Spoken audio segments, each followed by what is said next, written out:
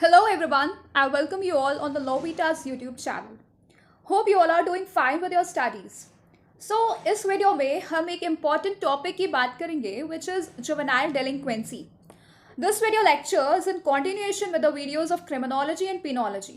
So बढ़ते हैं अपने topic की ओर. So in this video we are going to look at the definition, meaning, causes, prevention and treatment of juvenile delinquency. तो in very simple terms juvenile का मतलब होता है किशोर एंड डेलिंक्वेंसी का मतलब होता है अपराध, यानी कि जुवेनाइल डेलिंक्वेंसी का मतलब हुआ किशोर अपराध. अब जो टर्म जुवेनाइल है वो डिफाइंड है under section 2 clause H of the juvenile justice act 1986 and the term delinquency has been defined under section 2 clause E of the Juvenile Justice Act 1986. और इस कॉन्सेप्ट को समझने के लिए हमें जुवेनाइल डेलिंक्वेंसी की मीनिंग क्या होती है ये पता होना बहुत ज़रूरी है. माइनर्स द्वारा इलीगल एक्टिविटीज़ में पार्टिसिपेशन होता है. तो जुवेनाइल का मतलब होता है एक ऐसा बच्चा जिसने 16 साल की एज नहीं कंप्लीट की है in the case of males and 18 years की एज नहीं कंप्लीट की है in the case of females. Further delinquency एक तरह की एबनॉर्मलिटी होती है जिसपे कि 18 वर्ष से कम एज का पर्सन कुछ एंटी सोशल एक्ट्स कमिट करता है या फिर किसी भी प्रकार का क्रिमिनल बिहेवियर कमिट करता है. सो टू सम अप हम ये कह सकते हैं कि violation of law by child is called juvenile delinquency and we can say that juvenile delinquency is the child and adolescence version of crime. कुछ ऐसे एक्ट्स जो कि डेलिंक्वेंसी में इंक्लूड होते हैं आर नंबर 1 लाइक बिना पेरेंट्स की परमिशन के घर से भाग जाना या फिर ऐसा कोई हैबिचुअल बिहेवियर जो कि पेरेंट्स की कंट्रोल के बियॉन्ड हो, या फिर use of vulgar languages, committing sexual crime जो कि हमें रिसेंटली काफ़ी केसेस में देखने को मिल रहा है, visiting gambling center, etc. Juvenile delinquency occurs when minor violates a criminal statute. तो जब भी कोई माइनर बच्चा जो होता है वो किसी भी क्रिमिनल स्टैट्यूट को वॉयलेट करता है, उसका उल्लंघन करता है, तो ये जुवेनाइल डेलिक्वेंसी जो है वो अकर होती है. Different procedures takes place in comparison to adult offenders. एक अडल्ट को ट्राई करने का जो प्रोसीजर होता है for committing the same offence और एक जो माइनर को या फिर एक जुवेनाइल को जो ट्राई करने का प्रोसीजर होता है for that very same offence, वो दोनों ही कंप्लीटली डिफरेंट होता है. All states has juvenile courts and detention facilities. सारे ही स्टेट्स के पास अपने अपने जुवेनाइल कोर्ट्स हैं और उनसे रिलेटेड डिटेंशन फैसिलिटीज हैं. Now moving on towards the causes of these juvenile delinquency. Firstly we have rational choice. तो वेरियस साइकोलॉजिस्ट की बिहेवियरल स्टडी के थ्रू ये बात सामने आई है कि जो डेलिंक्वेंट चिल्ड्रेन हैं वो अपने खुद के डिसीजन मेकिंग पर ऐसे एक्ट्स कमिट करते हैं, या फिर हम दूसरे शब्दों में कह सकते हैं कि वो कोई भी इलीगल एक्ट कमिट करते हैं क्योंकि वो out of their own will ऐसा करना चाहते हैं और उन्हें किसी भी प्रकार का कोई भी रॉन्गफुल या फिर इमोरल एक्ट नहीं दिखता है.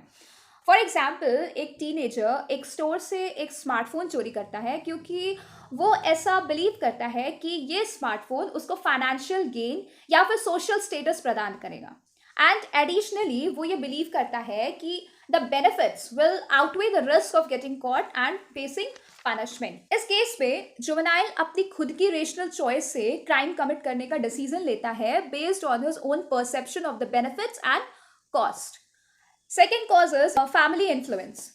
कोई भी ऐसा बच्चा जिसका बहुत ही वीक अटैचमेंट है अपने पेरेंट्स से, अपनी फैमिली से, वो मोर लाइकली होता है to engage in inappropriate activities including delinquent conduct. या फिर ऐसा कोई बच्चा जो कि नेग्लेक्ट किया जा रहा है, अब्यूज़ किया जा रहा है, either be it emotionally, psychologically और फिजिकली, वो भी इंडल्ज होता है डेलिंक्वेंट कंडक्ट में. Further we have psychological problems, rejection and low self esteem. For example एक टीनेजर है and he is experiencing repeated rejection from his peers और family members, जो कि उसके अंदर एक sense of isolation and worthlessness develop कर देता है. और ये फैक्टर उस टीनेजर को इंगेज कर सकता है इन रिस्की और क्रिमिनल बिहेवियर ताकि वो अपने इमोशंस से कॉप अप कर सके और दूसरों की अटेंशन सीक कर सके. सिमिलरली अगर कोई यंग पर्सन है और उसका सेल्फ एस्टीम काफ़ी लो है तो वो अपने आप को बहुत ही पावरलेस फील कर सकता है एंड डेलिंक्वेंट एक्टिविटीज़ की तरफ अट्रैक्ट हो सकता है as a way to gain a sense of control और prove their worth to others. Next we have is bad company. We all know that a person is known by the company he keeps. So अगर कोई juvenile knowingly या फिर unknowingly किसी ऐसी company में रहता है जो कि बुरी है, तो वो कंपनी मोटिवेट कर सकती है to indulge him in criminal activities. Further we have atmosphere at home.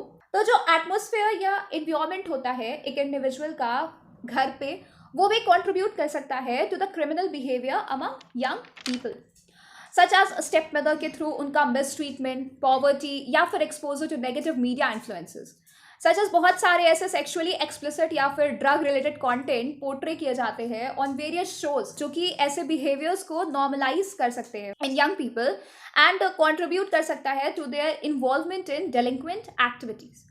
One such example of juvenile delinquency was seen in the case of Mukesh and another versus the state for NCT of Delhi and others, which is popularly known as Nirbhaya case, जिसमें कि among the 6 rapists, one was a juvenile. Now we will deal with the prevention of this juvenile delinquency. Number 1, by engaging young children in socially and legally usual activities. For example, कोई community center है that might offer after school programs for children, such as sports teams, art classes और community service projects. इन activities में participate करने की वजह से बच्चे busy रहते हैं. एक पॉजिटिव आउटलेट होता है उनकी एनर्जी का, उनकी क्रिएटिविटी का, जो कि उन्हें किसी रिस्की एक्टिविटी में या फिर क्रिमिनल बिहेवियर में इंडल्ज होने से, इन्वॉल्व होने से बचा सकता है. एडिशनली अगर वो किसी टीम या फिर ग्रुप का पार्ट रहेंगे तो उनके अंदर एक सेंस ऑफ बिलोंगिंग या पर्पस रहेगी जो कि उन्हें आइसोलेशन या होपलेसनेस जैसी फीलिंग से बचा सकेगी. That might lead to delinquent behaviour. Second point we have here is family interactions and interventions in shaping life of child.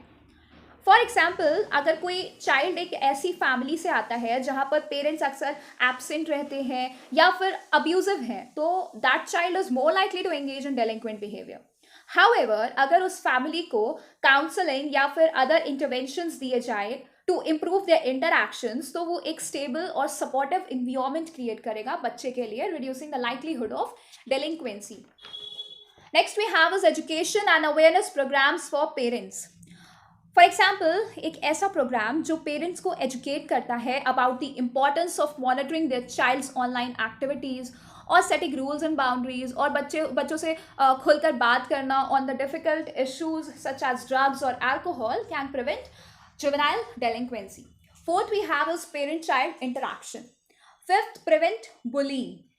For example जो स्कूल्स हैं वो comprehensive anti bullying programs conduct कर सकते हैं जिसके थ्रू स्टूडेंट्स को empathy, respect, kindness etcetera जैसी values के बारे में नॉलेज होगी एंड एडिशनली वो उनको क्लियर कॉन्सिक्वेंसेस भी बताएगी for bullying behaviour which could help prevent bullying in the first place. Then we have as last is recreation. Now moving upon to the treatment part of this juvenile delinquency. So ये जो treatment का main purpose होता है that is not to punish, not to take revenge upon the delinquent. उसका ये purpose होता है कि वो proper guidance and training के through एक normal child बन जाए और कभी भी दोबारा ऐसी delinquent acts को repeat ना करे. Number 1 point here is a child should be taken to detention home or remand home. Number 2, child must be studied by trained social worker. सबसे पहले जब भी कोई चाइल्ड एप्रीहेंड होता है अंडर द एक्ट तो उससे रिमांड होम में रखा जाता है और यहाँ पे उस चाइल्ड के ऊपर कुछ सर्टेन स्टडीज़ की जाती हैं by trained social workers.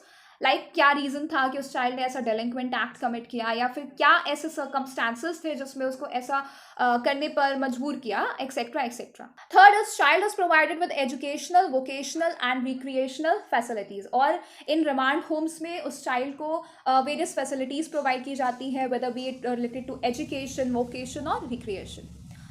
Fourth is court calls for the report of probation officer on child's home and environmental conditions.